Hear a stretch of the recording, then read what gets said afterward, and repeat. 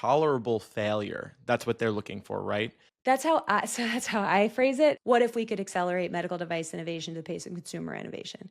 All right. Well, why don't we?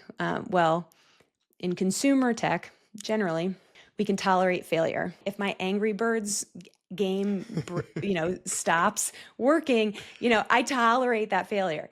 Even if my email app stops working, I can tolerate that failure in most I can't tolerate contexts. that. Depends on the context of use, right? There's certain populations of users, certain use cases where you can't tolerate that, right?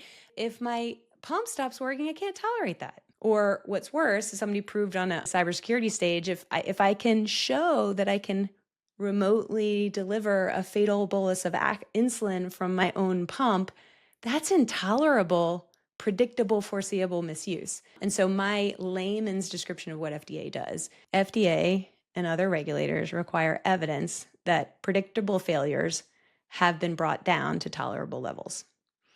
And so you do that with a clinical trial for a drug. You do that with software assurance and cybersecurity for software. You do that with lots of testing, lots of regression testing and traceability to requirements for hardware and software and other systems.